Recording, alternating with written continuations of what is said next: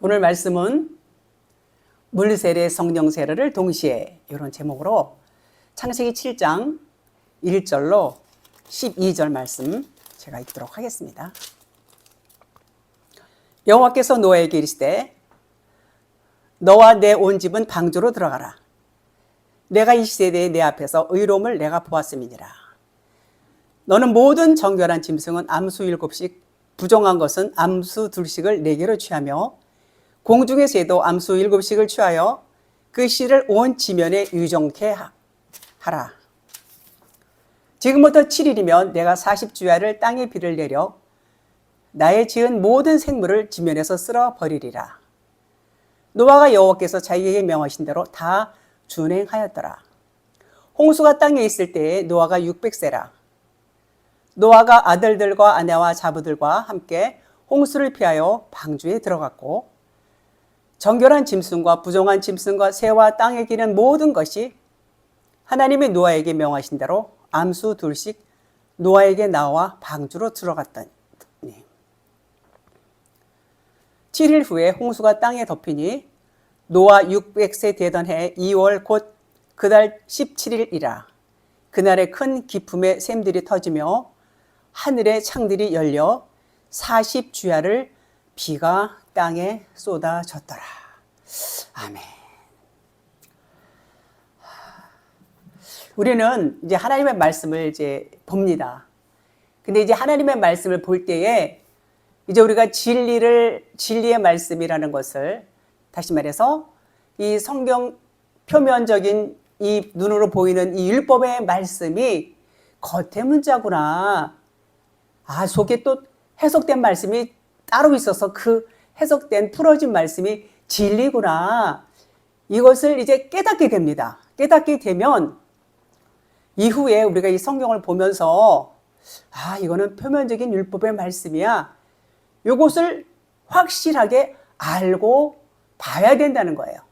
이걸 모를 때는 그냥 이걸 그냥 읽어요. 그리고 그냥 이대로 그냥 받아들이는 거예요. 그러면 하나님의 마음을 모른다는 거예요. 하나님의 마음은 이 그냥 쓰여진 말씀이 아니라 이 안에 이 말씀하시는 것은 다 비유로 말씀하셨어요. 표적이고 이 비유고 그림자고 이게 율법이고, 그런데 그 안에 진리의 말씀을 모르면 이 겉에 것만 그냥 알고 끝나버린단 말이에요. 그러면 생명이 없어요. 그래서 그것을 알고 봐야 된다는 거예요. 진리를 아는 사람은 이 말씀은 겉에 거구나, 이것을 분명히 알고 볼 수 있는 그런 안목이 필요한 것입니다.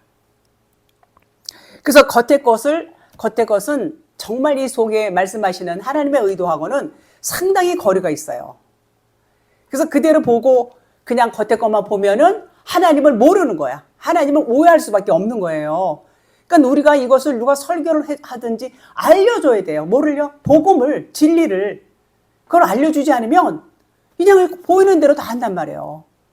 근데 처음에 교회 나오면 다 그렇게 배우고 이제 그렇게 알죠. 이 과정에서는 이 겉의 문자 말씀도 상당히 필요하고 이 율법 말씀도 알아야 돼요. 왜냐하면 이 안에서 진리를 찾을 수 있기 때문인 것입니다. 그래서 그대로만 만약에 본다, 겉의 문자 말씀만 계속 보면은 하나님의 10계명의 첫 계명을 뭐라고 그랬어요? 너는 나의 외에 다른 신을 섬기지 말라고 그랬어요. 근데 이것을 겉의 문자로만 보면 다른 신을 섬기는 거란 말이에요. 다른 신을 섬기는, 근데 그걸 몰라요, 사람들이. 그게 문제죠. 알아야 되는데. 그래서 진리를 알므로 인해서 이게 이렇게 그냥 겉에 하나님만 섬기고 이 계명, 10계명 하라 마라 명령조로 되어 있는 이 말씀을 그대로 지키는 것은 하나님의 뜻이 아니다. 이것은 다른 신을 섬기는 거다. 이것을 알라는 것입니다. 그걸 모르면 엄청난 오해를 하고 하나님에 대해서 굉장히 잘못 알게 됩니다. 자, 그러면 어떤 사람들이 진리를 알 수 있을까요? 갈급함이 있어야 돼요. 이 진리를 던져주는데요. 진리를 이렇게 복음을 전합니다. 그러면은 한마디만 해도요, 막 귀를 세우고 막 물어보고 이게 듣는 사람이 있어요. 신기하게. 분명히 그런 분 계십니다. 그런데 그와 반대로 이 얘기를 해줘도 화품하고 못 알아들어요. 전혀 못 알아들어요. 그러면은 어때요? 입이 딱 다물어져요. 더 이상 얘기 안 나와요. 성령님은 거부하는 자들에게 그렇게 막 말씀 안 하시더라고요. 근데 막 받으려고 하는 사람들, 그런 분들한테는 막 시간 가는 줄 모르고 말씀을 전해드려요. 쫙쫙쫙쫙 빨아들입니다. 그런 분들이 분명히 계시고 그와 반대되는 분들이 분명히 계십니다. 그러니까 아무한테나 이 복음이 들려지는 게 아니에요. 아무한테나 이 복음을 들려진다면 뭐 복음 전하기 쉽죠. 그렇지 않습니다. 하나님은 그 갈급한 심령이 있는 사람, 그래서 막 가난한 심령, 그 푸토코스한 심령이, 그래서 뭐라고 마태복음 5장 3절에 심령이 가난한 자는 복이 있나니, 심령이 가난해야 된단 말이에요. 천국이 저희 것입니다. 이렇게 말씀하고 있죠. 거기 쭉 산산수훈 보면 나와 있습니다. 근데 여러분들 이 말씀 들려지십니까? 대단한 사람들입니다. 여러분들은 복받은 자들이에요. 특별한 은혜가 임하신 것으로 보지요. 사실 특별한 은혜라고 그러니까 이상한데 다 하나님 사랑하세요. 그런데 그때와 그 시가 무슨 얘기냐면 이 말씀이 깨달아질 때가 있어요. 그 말씀이 깨달아질 때 그때가 그때예요. 계명의 이름에 바울이 변화되죠. 그것을 말씀하고 있는 것입니다. 7장 1절. 여기서 이제 노아에게 하시는 말씀이죠. 여호와께서 노아에게 이르시되 내가 내 온 집은 방주로 들어가라. 내가 이 시대에 내 앞으로 의로움을 이 세대에 내 앞에서 의로움을 내가 보았습니다. 그랬어요. 의로움을 보았다. 자, 여기서 노아의 의로움을 지금 말씀하시는데 여러분 그 의롭다는 뜻은 겉의 문자 말씀만 보게 되면 노아가 의로운 거로 보여요. 노아가 의로운 거로 보여요. 물론 노아가 의롭다고 하셨어요. 그러나 노아가 착한 사람인 거구나. 하나님 말씀도 잘 듣고 계명도 잘 지키고 착한 사람이었나 보다 이렇게 생각할 수 있는데 그게 아니에요. 그렇게 우리가 생각하는 그런 의로움이 아니란 말이에요. 그럼 뭐냐? 인간은 여러분이나 저나 누구나 의로운 사람이 있을까요? 없어요. 그렇죠. 의로운 사람이 한 명도 없어요. 한 명도 없어요. 지난 시간에 지금 말씀드린 창세기 6장 8절에서 노아는 여호와께 은혜를 입었더라. 여기서 마차라고 했어요. 발견하다, 입었더라 마차라고 그러는데 원문의 원어로 발견하다, 나타나다 이런 뜻이에요. 그러니까 여기서 은혜를 입었더라 이 말이 아니고 발견했다는 얘기예요. 발견했다.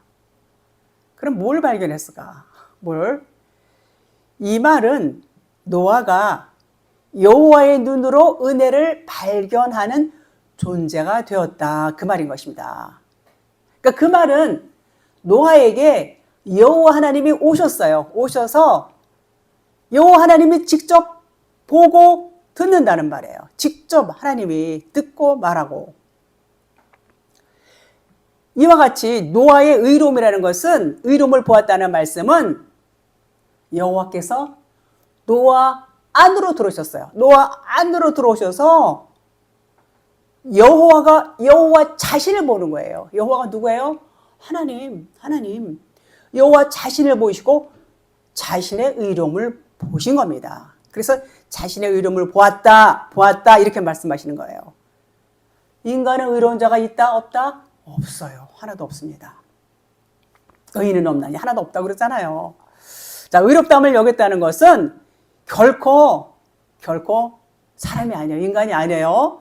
하나님 자신을 의롭다 이렇게 말씀하신 겁니다. 자, 그러면 우리가 하나님께 의롭다함을 여기려면 어떻게 돼요?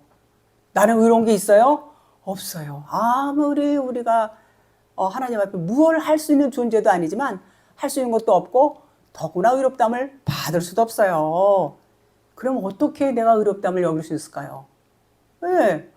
하나님이 내게 오셔야 돼요. 여러분에게 들어오셔야 돼요. 내게 오셔야 돼요. 오셔야 그 그리스도로 인해서 내가 의롭다함을 받는 거예요. 그러면 어떻게 오실 수 있어요? 자기 부인이 돼요. 자기 십자가 죽음이 없이는, 죽음이 없이 다나토스, 이 다나토스의 죽음을 우리가 경험하지 않으면, 십자가의 죽음을 우리가 통과하지 않으면 우리는 의롭다함을 받을 수 없어요. 부활할 수 없어요. 그리스도와 연합할 수가 없어요. 그래서 그리스도와 우리가 하나 되기 위해서는 반드시 여러분의 죽음, 저의 죽음이 필요한 것입니다. 그러면 나는 없는 자, 그럼 내가 없다 그러면 누가 있어요? 내 안에 그리스도 하나님만 계신 거예요. 바울이 그러잖아요. 사나 죽으나 난 주일 것이로되. 그냥 자기는 없는 자야. 그냥 바울이 자기는 없는 자. 그럼 누가 있어요? 누가 움직이고 누가 왔다 갔다 하고 누가 복음 전하고 그래요? 하나님이. 그렇죠. 바울은 종이에요. 바울은 종. 하나님이 바울을 통해서 일하신단 말이에요. 그러니까 자기 아내도 자식도 다 버렸다 그러면 이상한데 떠나서 오직 복음을 위해서 자기 일생을 바치는 겁니다. 자, 그래서 다나토스의 죽음을 맞이하면 그리스도와 함께 거듭나는 부활을 한다. 그 죽음은 나의 죽음, 나의 육신의 생각의 죽음, 몸의 죽음이 아니라 육신의 생각이에요. 그래서 십자가에 같이 그리스도와 함께 못 박히면 그리스도와 함께 부활하는 것입니다. 그러면 그때부터는 나는 없는 자고 그리스도가 나의 주인이 되시고, 그러면 그분으로 인해서 의롭다, 너는 의로운 자야 여김을 받는 겁니다. 내가 아니라 내 안에 그리스도죠. 자, 의롭다, 차디크라고 그래요. 이거 법률 용어입니다. 판사가 판결하는 거예요. 인정해주는 그것이 차디크, 의롭다는 그런 용어입니다. 이 말은 우리가 예수 그리스도를 믿어서가 아니고, 하나님 저 예수 믿어요. 예수 믿으니까 나 천국 가죠. 처음에 다 그렇게 배워요. 근데 그런 말이 아니에요. 그 아니고 그리스도의 믿음이 내 안에 들어와야 된다. 그리스도의 믿음이 내 안에 들어와서 그것이 믿음이 되는 거예요. 그러니까 그리스도 그러면 믿음. 그리스도는 하나님이죠. 하나님이 내 안에 들어와서 내 거가 돼야 돼요. 그러니까 나가 돼야 돼. 그러니까 내가 죽으면 그분이 내가 되는 거예요. 그 믿음이 믿음이에요. 그 믿음이. 그것이 그 믿음을 소유한 자를 의롭다라는 거예요. 의로움. 나 때문이 아니야. 내가 예수 믿어서가 아니라 그분 때문에, 그분이 오셔서. 그러면 어떻게 그분이 와요? 그분이 내가 오세요 그런 데서 오는 게 아니에요. 자기 죽음이 반드시 필요하다고 말씀을 드렸습니다. 자, 율법은 하나님 말씀 66권을 겉에 문자 말씀만 보고 그 말씀만 붙들고 있게 되면은 그게 율법이에요. 내가 율법이에요. 겉에 문자 말씀만 내가 붙들고 있으면 내가 율법이 되어서 내가 주인이 된단 말이에요. 내가 주인이 되면 안 돼요. 누가 돼야 돼요? 그리스도가 주인이 되어야 되는데, 내가 그 말씀을 붙들고 율법만 그냥 이 말씀이 너무 좋아. 그래서 율법대로 행하고 율법을 그냥 아주 완전히 진리로 착각을 하고, 그러면 그것은 내가 율법이 되는 거예요. 내가 율법이 됐다는 것은 내가 주인이 돼서 내가 주인이 돼서 내 마음대로 하는 거 다 내 행위대로 하는 거예요. 율법대로 내가 행하는 거예요. 그런 사람을 뭐라고 그랬어요? 율법 안에 갇혀서 산다. 하나님은 처음에 우리를 태어날 때 전부 보이는 세상이 율법이라고 했어요. 세상 눈으로 보이는 거 그냥 다 율법이에요. 우리도 다 율법으로 눈에 보이게 태어났어요. 그러니까는 보이는 것만 보고 사는 거야. 보이는 것만. 당연히 하나님은 그렇게 허락하셨어요. 그래서 보이는 데 소망을 둘 수밖에 없고, 이 보이는 세상에 어떤 목적을 두고 목표를 두고 살 수밖에 없도록 일단 하나님이 그렇게 하셨어요. 그것을 율법 안에 갇혀서 산다 이렇게 말해요. 그런데 하나님은 그 율법 안에 갇혀 있는 모든 인류가 다 율법 안에 갇혀서 살아요. 이 보이는 세상 안에서. 그러면 하나님은 우리가 율법 안에 갇혀 있는 곳에서 꺼내주는 거예요. 우리를 꺼내준단 말이에요. 그게 진리예요. 그게 복음이에요. 왜냐하면 율법 안에 있는 자들은 저주 아래 있다고 그랬어요. 율법 죄의 싹은 사망이라고 했어요. 율법을 통해서는 죄만 깨달아. 죄값은 사망이에요. 그 죄값을 받아야 돼. 근데 어떻게 받아요? 내가 진리를 알아야 돼요. 진리를. 자, 그래서 하나님은 우리에게 율법 안에 있는 곳에서 해방시켜 주시기 위해서 하나님의 아들 독생자 예수 그리스도를 보내셨어요. 육신을 입고 우리가 똑같은 죄의 모습으로, 그분은 죄가 없어요. 모습만 죄의 모양으로 오셨어요.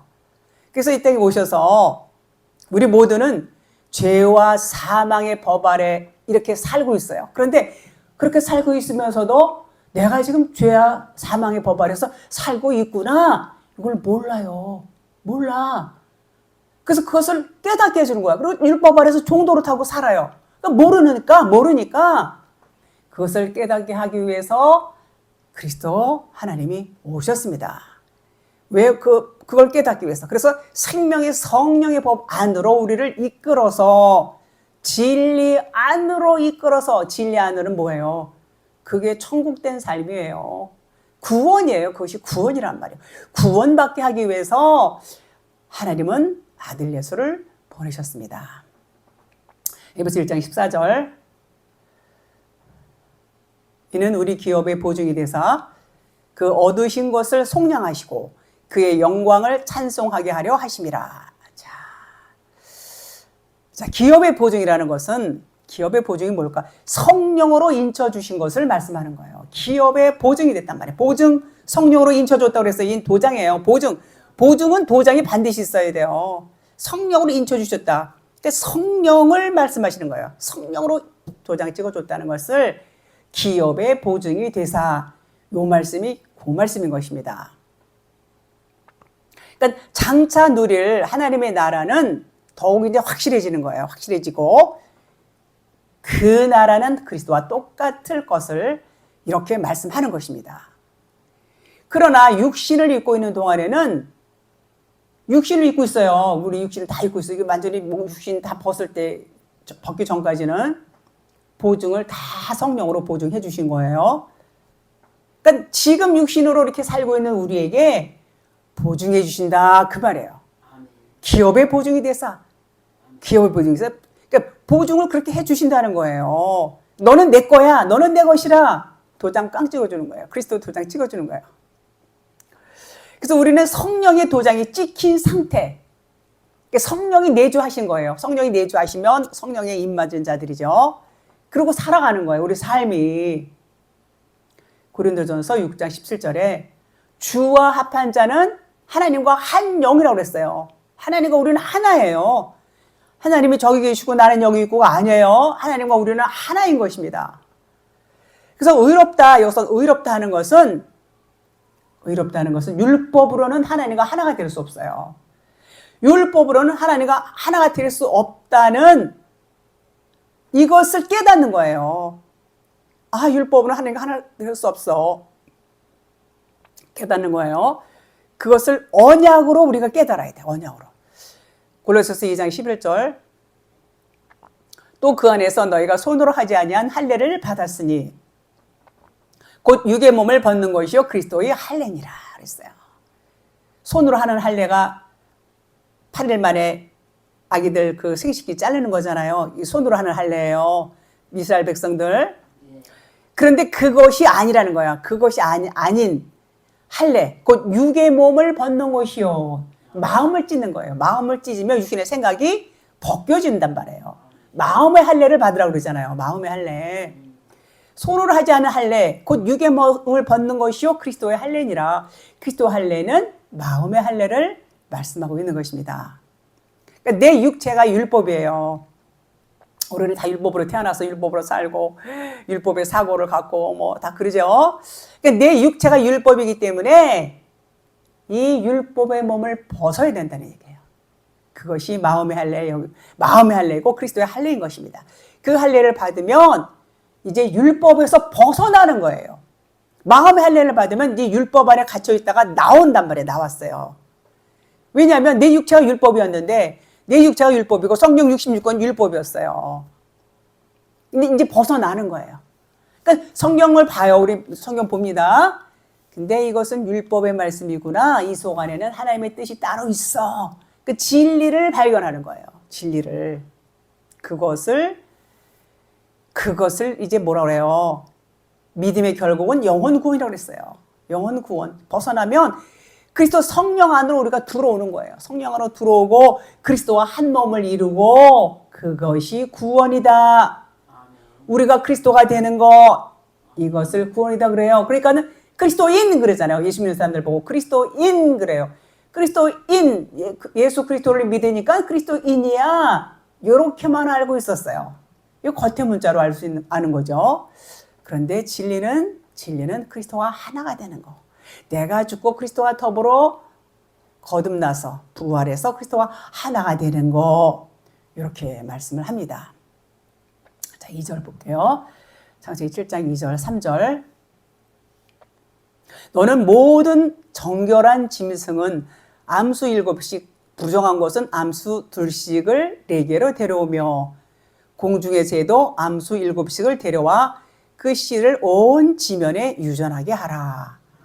자, 이렇게 말씀하고 있어요. 또 7장 9절 볼게요. 여기서 하나님이 노아에게 명하신 대로 암수 2씩 노아에게 나와 방주로 들어갔으며, 그다음에 또 창세기 6장 19절에 보면 여기 또 나와요.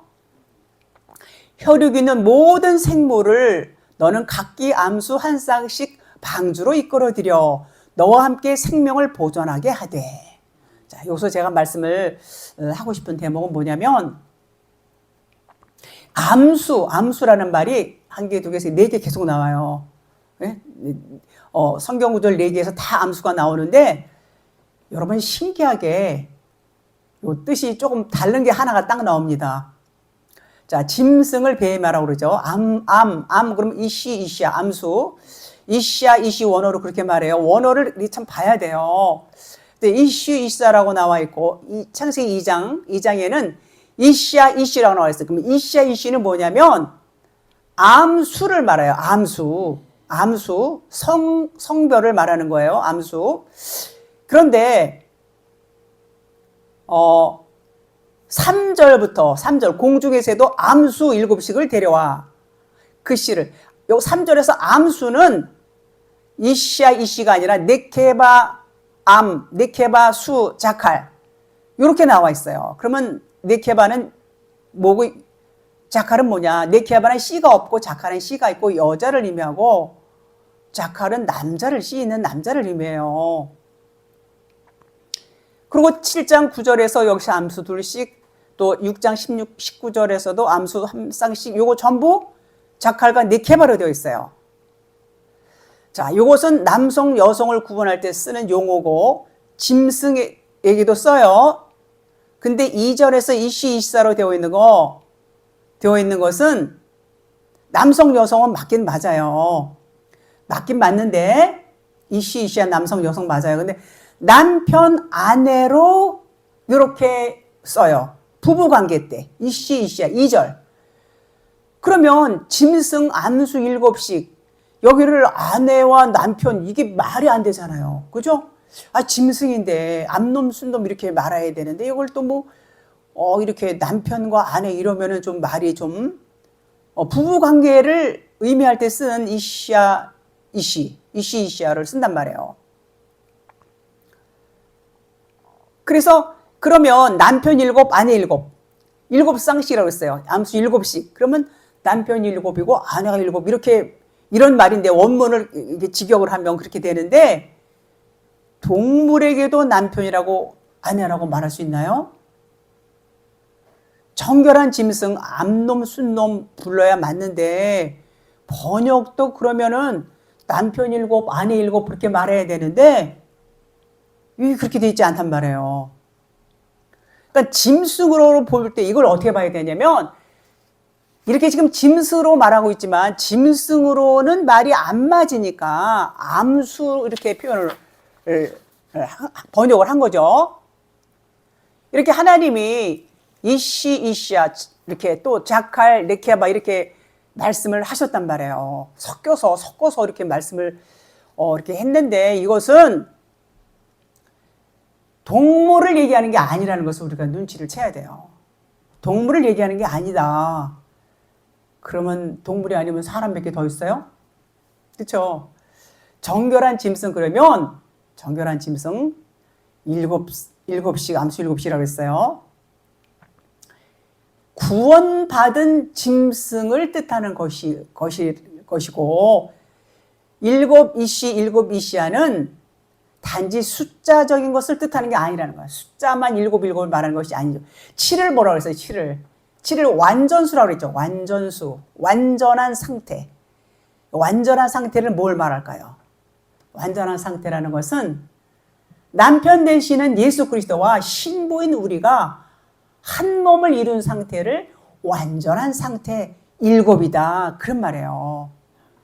그래서 그것은 노아 가족 8명인데 노아는 8식구인데 또 베드로후서 2장 5절에 뭐라고 나와 있냐면 노아와 그 7식구 이렇게 나와 있어요. 7이라는 숫자가 나와요. 7식구를 보존하시고 이렇게 말씀하고 있어요. 7으로 표현하고 있어요. 그러니까 뭐 몇 명이 중요한 거라기보다는 7 완전수가 중요한 거예요. 완전수가 채워졌냐 안 채워졌냐 그게 중요한 것이죠. 자, 7장 2절 뒷부분에 이제 부정한 것은 암수 둘씩 4개로 데려오며 그랬어요. 7장 2절에 뒷부분에 공중에서도 암수 7씩을 데려와 그 씨를 그 외에 암수 7씩 정결한 짐승은 암수 7씩 부정한 것은 암수 2씩을 4개로 데려오며 이렇게 말씀하고 있죠. 자, 부정한 것은 방주에 들어갈 수 없어요. 방주에 못 들어가죠. 정결하다는. 근데 왜 들어가라고 그랬을까요? 자, 요 의미가 있어요. 우리 사람인데 이거 사람으로 우리가 볼 수 있어야 돼요. 사람으로 보면 죄인이에요, 죄인. 죄인임이 드러나지 않으면 천국에 못 간다고 그랬어요. 우리는 항상 죄인임을 드러나야 돼요. 죄인임을 우리가 알아야 돼요. 죄인인데 자기가 죄인인지 몰라. 그러면 천국이 임하지 않는단 말이에요. 그러니까 부정한 짐승을 데려오라는 말은 부정하지만 부정함을 알았어 이제. 깨달았단 말이에요. 부정함을 깨달으며 정함이 되는 거예요. 그죠? 깨달으며. 그 깨달는 게 굉장히 중요해요. 부정함이 드러난 자를 의미한다. 이렇게 보는 것이죠. 마태복음 15장 30절에 보니까 큰 무리가 다리 저는 사람과 장애인과 맹인과 말 못하는 사람과 기타 여럿을 데리고 와서 예수의 발 앞에 앉힘에 고쳐주시니. 자, 고쳐주신다. 데라피오. 요것을 그 원어로 보니까 섬겨주다, 시중들다, 찬양하다, 경배하다, 치료하다. 뜻이 많아요. 그러니까 예수님이 고쳐주는 게 뭐 찬양도 들어가고 섬겨주는 것도 들어가고 경배도 들어간단 말이에요. 이게 무슨 말일까? 여러분, 저나 여러분이나 율법으로 볼 때는 다 부정한 자들이에요. 정한 자들이 없어요. 하나도 없어요. 다 부정한 자들이에요. 그러니까는 요 대목이 지금 마태복음 15장 30절 말씀이 정말 장애인들이 왔기는 왔겠죠. 그러나 하나님은 이 장애인들을 통해서 너희들이 영적인 장애자라는 것을 지금 말씀하고 있는 부분이죠. 가르쳐주고 있는 거예요. 그러니까 우리가 율법 아래에 있으면 다 장애인이에요. 다 장애인이요. 율법 아래에서는요. 없어요. 의로운 자가 없어요. 다 장애인이에요. 건강한 자가 없어요. 그것을 깨달으면 너가 깨닫니? 그러면 하나님은 고쳐주시는 거예요. 다 고쳐주시는 거예요. 그러니까 예수님이 고쳐주신다는 게 뭐라고 했어요? 데라티오 고쳐주시니. 데라피오 원문으로 데라피오라는 것은 섬기다, 수종들다, 찬양하다 이런 뜻이 있다고 그랬어요. 그러니까 예수님이 우리를 고쳐주셨다. 그러면 예수님이 우리를 찬양한다는 거예요. 우리를 시종드는 우리를 찬양한다. 섬기다 찬양한다. 경배하다. 우리를 경배하고 우리를 찬양한다. 예수님이 여러분과 저를 그것이 고쳐주시는 거다. 이렇게 원문의 뜻이 되어 있습니다.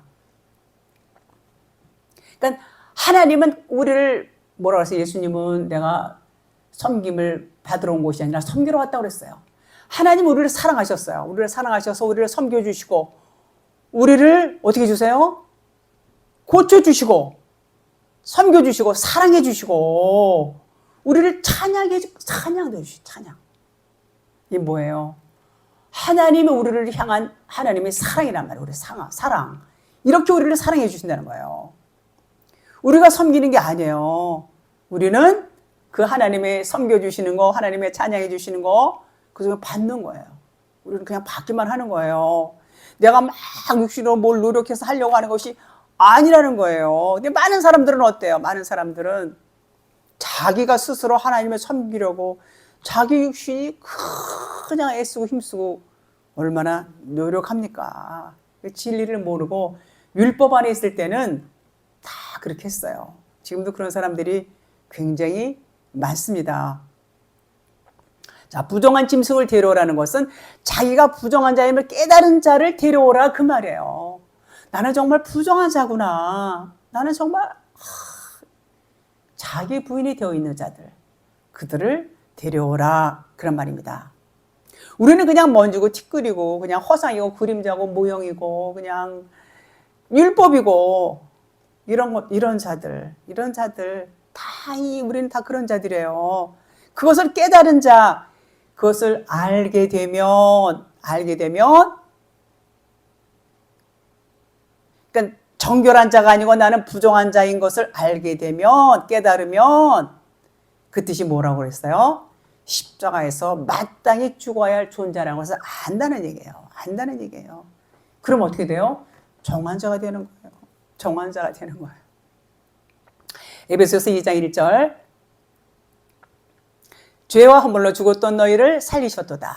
자, 죄와 허물로 죽었다는 것을 아는 거야. 아는 자.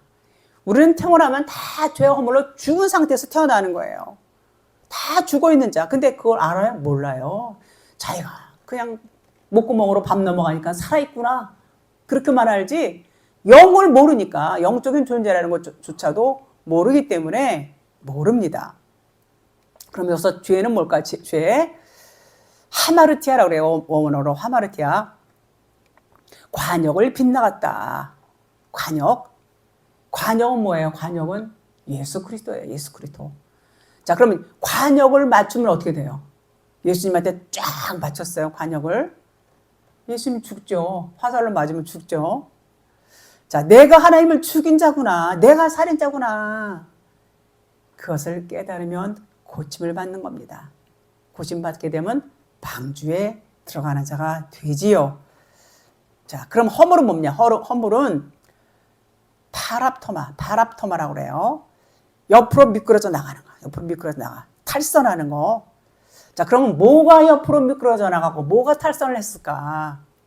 뭐가 떨어졌을까? 그것은 푸토코스예요. 푸토코스. 가난한 거. 가난한 자. 누가 안 도와주면 절대로 살 수 없어요. 그러니까 내가 가난한 자가 되어야 되는데 내가 가난한 자가 되어야 됨에도 불구하고 그것이 가난한 자가 옆으로 미끄러져 나갔어요.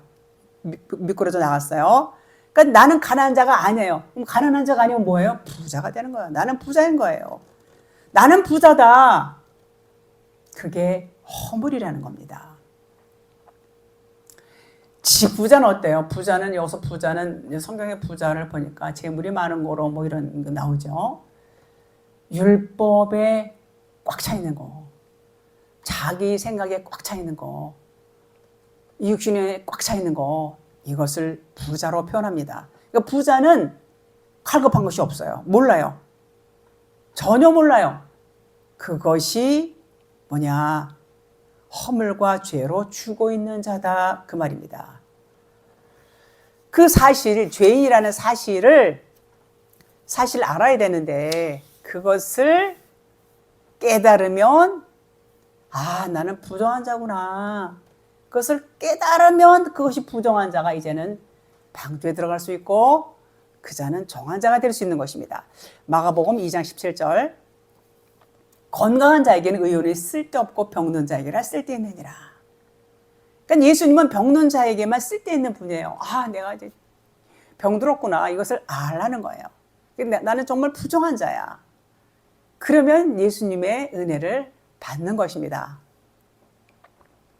그러니까 자신이 병든 자인 것을 아는 자가 하나님의 은혜, 십자가에서 죽을 수 있는 자고 십자가에서 죽었다는 것은 진리를 알았다. 그런 말입니다. 진리는 율법이 아니에요. 율법, 로고스 안에 풀어진 레마의 말씀이 진리예요. 그것이 성령의 법이다. 그러죠. 풀어진 말씀. 진리는 율법이 아니에요. 풀어진 말씀이 레마고 성령의 법이다. 이렇게 말할 수 있습니다. 7장 3절. 공중의 새도 암수 7씩을 데려와 그 씨를 온 지면에 유전하게 하라. 자, 암수 7씩은 정결한 새로 표현하고 있어요. 같은 얘기예요. 같은 얘기예요. 정결한 처녀를 새로 표현한 것입니다. 네케바와 자칼. 암수, 네케바수, 자칼. 암수, 자칼과 네케를 나타내고 있으니까 남성과 여성을 나타내는 그런 성을 구분하는 거예요. 자칼과 네케바, 남성, 여성. 같은 얘기예요. 앞에 말씀드린 것과. 창세기 7장 4절. 지금부터 7일이면 내가 40주야를 땅에 비를 내려 내가 지은 모든 생물을 지면에서 쓸어버리리라. 이거 겉에 거 보면은요, 무서워요. 겁나요. 자, 노아 식구들이 방주에 들어간 후에 7일부터 이제 비가 오기 시작했어요. 자, 여기서 왜 7일, 7이 또 나오죠? 왜 7일일까? 6이 끝나면 7이 이제 시작이 돼요. 7이 시작이 됐다는 것은 안식에 들어간다. 이렇게 아시면 됩니다. 6일 동안에는 막 열심히 일을 했어요. 일을 하고. 그러면 6일 동안은 뭐예요? 율법으로 섬겼던 기간이에요. 율법 안에서 그냥 율법으로 살았던 기간. 6일 동안. 그 기간을 말하는 거예요. 그래서 6을 뭐라고 그래요? 6을 사람의 수라고 그래요. 사람의 수. 잘 아시죠? 6을 사람의 수. 666 그러잖아요. 666. 666이라는 것은 사람의 수예요. 또 짐승의 수라고도 그래요. 짐승의 수라고도 하죠. 그런데 이것이 777이 돼요. 777이 돼야 돼요. 자, 6이라는 기간이 끝나고 7일째 되는 날부터 이제 비가 오기 시작합니다. 7을 안식이 들어왔어요. 이제 6이 끝났어요. 7 이제 들어가는 거예요. 방주 안에 있는 자들은 하나님의 은혜로다가 이제 방주 안에 들어갔다 이렇게 볼 수 있어요. 그러면 방주 밖에 못 들어간 자들, 여기서 방주는 이제 천국을 의미하고 있죠. 밖에 있는 자는 심판이 되는 거예요. 심판. 못 들어간 자들. 자, 40주야를 땅에 비를 내려서 40이라는 숫자가 많이 나와요. 상징수예요. 상징수. 이스라엘 광야 40년 했죠. 예수님은 40일 또 광야에서 시험 받으시고 40일 동안 정탐꾼 또 이렇게 그 가나안 땅에 막 보내고 이런 것들 다 이 40이 의미가 있어요. 예수님도 40일을 밤낮 금식하시고 40일 이제 시험을 이제 받으시죠. 이건 무슨 시험일까요? 말씀의 시험 기간이에요. 말씀. 우리들도 말씀의 시험 기간이 다 있어요. 40주의 홍수가 끝나고 나면 진리의 말씀으로 이제 시험을 받고 내 속 안에 육적인 것들이 다 죽는 이제 기간이 되는 것입니다. 그래서 방주가 아라랏산에 정착을 한다. 아라랏산. 아라랏산은 거룩한 산의 뜻이 있어요. 지금 이 아라랏산이라는 그 산이 있다고 해서 그것을 거룩한 산이라고 볼 수는 없어요. 이름이 있다고 해도. 자, 아라랏산이라는 단어는 다른 데서도 쓸 수는 있어요. 왜냐하면 거룩한 땅이라는 의미가 있기 때문에 그렇죠. 자, 이제 모든 기간이 끝났어요. 이제 끝나서 그 방주가 아라랏산 거룩한 산에 이제 정착을 하게 된 것을 말씀하는 것입니다. 자, 홍수가 나면 방주가 땅에서 이렇게 올라 둥둥 떠요. 물이 이제 산꼭대기까지 물이 찼다는 얘기예요. 왜냐하면 그 산꼭대기에다가 이제 그 방주를 쳤기 때문에 방주가 뜰 정도면 산꼭대기까지 물이 다 찼다는 얘기예요. 상상이 가십니까, 여러분? 네. 상상이 안 가요. 상상이 안 가요. 상상이 안 가요. 자, 그것은 땅과 분리가 되었다 그 얘기예요. 땅과 분리가 됐으면 땅적인 존재가 하늘적인 존재라는 의미죠. 자, 그래서 땅과 분리가 되었다. 홍수로, 즉 말씀으로 씻겨나갈 것은 씻겨나가요. 말씀. 홍수는 물이에요. 물은 말씀이에요. 말씀으로 씻겨나갈 것은 씻겨나가고 지어질 것은 지어진단 말이에요. 그게 분리가 되는 거야. 분리. 5절 보겠습니다. 노아가 여호와께서 자기에게 명하신 대로 다 준행하였더라. 준행을 아사, 이게 창조 의미인데 아사, 그리스도의 모형이라는 얘기예요. 그러니까 노아는 그리스도를 상징해요. 그리스도의 모형으로 의미를 해요. 그래서 노아는 그러므로 그리스도니까 다 준행하였다. 그런 말인 것입니다. 6절, 홍수가 땅에 있을 때 노아가 600세라. 노아 600세. 6은 사람의 수라고 했어요. 7이 안 된 수예요. 그러니까 600이라는 것은 6이 꽉 찼다는 얘기. 600 꽉 찼어. 700세로 들어가기 전이에요. 600세. 그러니까 6이라는 것은 말씀드렸듯이 열심히 율법으로 일하는 시간, 율법으로 일하는 기간. 그것이 창조 말씀으로 지어져 가는 기간이에요. 창조 말씀으로 지어져 가는 거예요. 하나님께서 지으신 거예요. 7이 되면 7은 안식이 완전한 수가 돼서 안식으로 들어가요. 안식으로. 이제 막 6이 이제 율법 이게 다 꽉 찼어요. 율법이 다 찼어요. 이제 그러면 7로 들어가는 거예요. 7로. 야고보서 1장 15절에 욕심이 잉태한즉 죄를 낳고 죄가 장성한즉 사망을 낳느니라. 그래서 요 대목 나오면은 아이고 욕심 부리면 안 돼. 욕심 부리면 그냥 사망을 낳아. 잉태한즉 죄를 낳고 죄가 장성하면 사망을 낳아. 요렇게 설교 과거에 많이 했어요. 저도요. 왜냐면 겉에 문자로 보면은 당연히 그렇게밖에 설교할 수 없어요. 근데 요건 그 뜻이 아니에요. 장성에서 사망을 낳아야 돼요. 요 사망은 다나토스의 원문에 보니까 다나토스로 되어 있어요.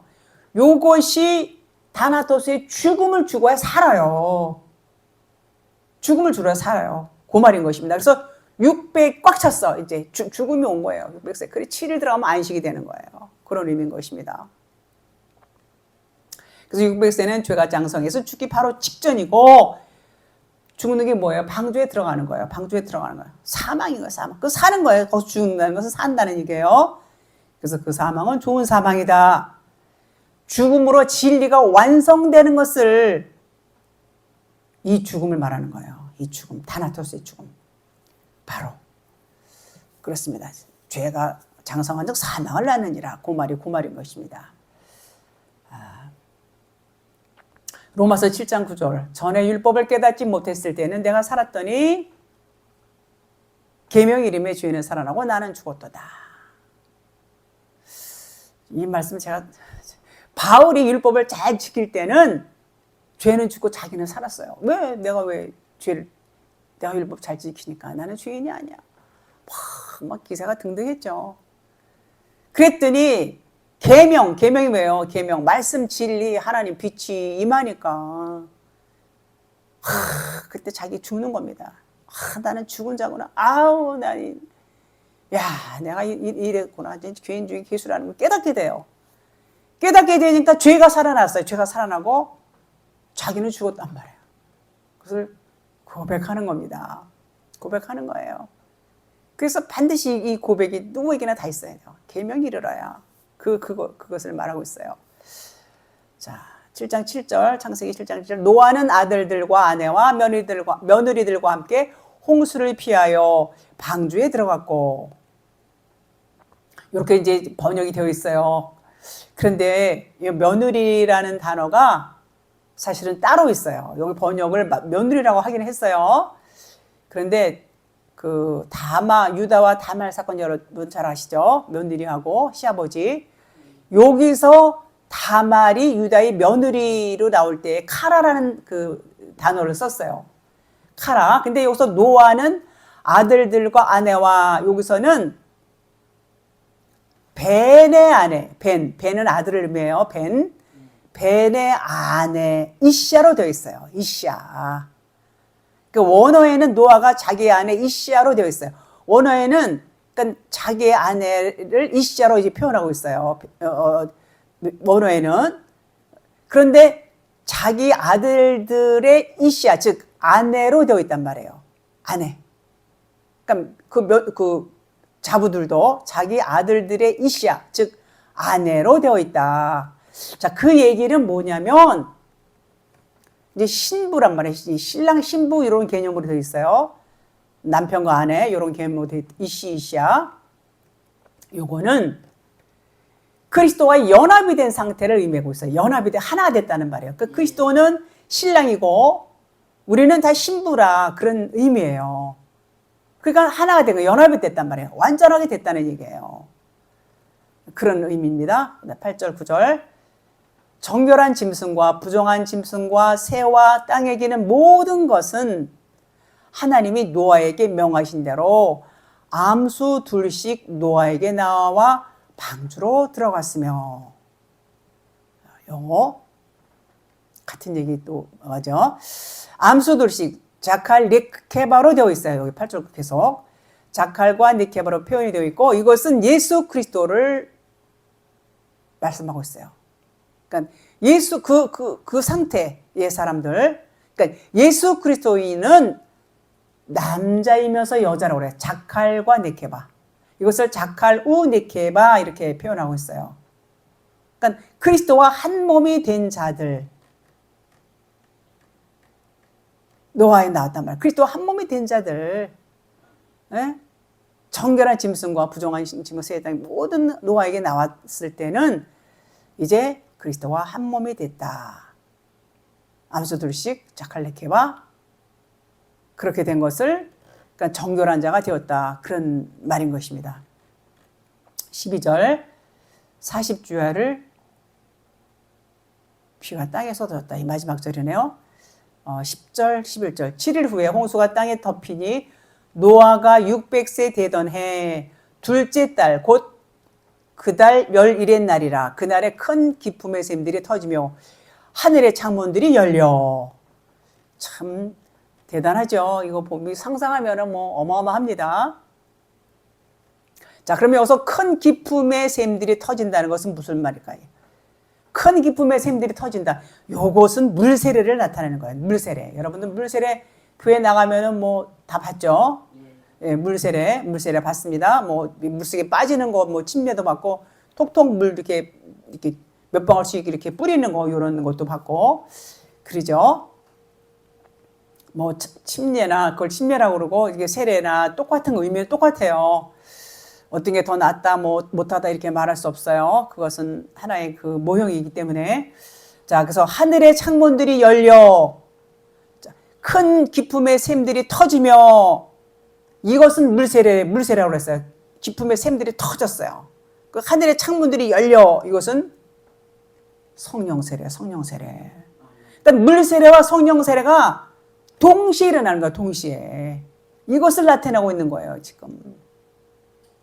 그러니까 막 하늘이 열리고 하늘에서 막 물이 그냥 뭐 이렇게 쏟아지고 땅에서 샘들이 터지고 어마어마하죠. 이 물세례와 불세례가 동시에 일어난다. 이렇게 말씀을 드릴 수 있어요.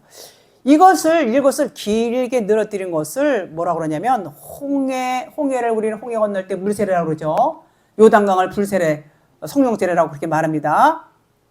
그래서 이것을 길게 늘어뜨린 것이 뭐냐면 물세례와 요단강 성령세례를 말하는 겁니다. 그것이 함축이 된 게 뭐냐? 노아 홍수 사건을 홍해 물세례, 요단강 성령세례 또는 불세례 요것을 말하고 있는 것입니다. 노아 홍수 사건, 이것이 함축한 것이. 자, 예수님만 물세례와 불세례를 동시에 받으신 분이에요. 잘 아시죠? 마태복음 3장 16절. 예수께서 세례를 받으시고 곧 물에서 올라오실새 하늘이 열리고 하나님의 성령이 비둘기같이 내려 자기 위에 임하심을 보시더니, 이제 막 하늘에서 음성도 들리고 그러죠. 자, 물세례를 요단강에서 이제 그 세례 요한한테 세례를 받고 물에서 올라오실 새에 하늘이 열리고 하늘에서 성령이 비둘기같이 내린단 말이에요. 자기 위에 임하심을 보시더니, 그러니까 물세례와 불세례를 동시에 받으셨어요. 다 받으신 겁니다. 그래서 예수님이 그거 받으시고 이제 이후에 우리에게 성령 세례를 주십니다. 자, 그러면 여기서 하늘의 창문들이 열린다. 하늘의 창문들이 열린다는 것은 성령이 오시는 것을 의미해요. 성령이 오시는 거. 하늘에서 떨어지는 게 성령 세례라고 그랬죠. 창문들이 열린다는 것은 성령 세례예요. 우리가 말씀을 듣든지 뭐 길을 가든지 뭐 그냥 자기 무슨 일을 하든지 뭐 세수를 하든지 뭐 잠을 하든지 뭐 이렇게 아무튼 말씀을 이렇게 묵상하든지 어떤 시간이라든가 뭐 이런 거 장소 전혀 관계하지 않아요. 그냥 몰라요, 우리는. 근데 우리에게 성령이 오셔요. 깨닫는단 말이에요. 그건 무슨 얘기냐. 창문이 열렸다는 것은 뭐냐면 계시예요. 계시가 온단 말이에요. 그게 내게 임할 때, 내게 임하면 내게 홍수의 비가 오는 거예요. 내게 홍수의 비가 오는 거예요. 말씀이 뭐예요? 말씀이 물이에요. 말씀이 물. 그러니까 여러분들 경험해 보신 분들 많을 거예요. 누구에게든지 하나님이 다 그런 경험을 주세요. 우리가 성령을 받는 거, 이거 성령도 무슨 성령이 있어요? 외주하는 성령이 있고 내주하는 성령이 있어요. 우리 보통 외주 성령은 다 받죠. 다 받아서 뭐 펄펄 뛰고 방언도 하고 환상도 보고 뭐 여러 가지 은사도 많이 경험해요. 근데 이제 내주하는 성령은 N 성령이라고 그래요. 외주하는 성령은 에피 성령이라고 그러고 N 성령은 이 진리의 말씀이 깨달아져요. 그냥 지금 말씀을 들으시 시간과 장소에 관계없이 깨달아진단 말이에요. 이게 계시가 열리는 거예요. 계시가. 내게 이제 그 홍수의 비가 감췄던 것이 뚜껑이 열려져서 보여지는 거.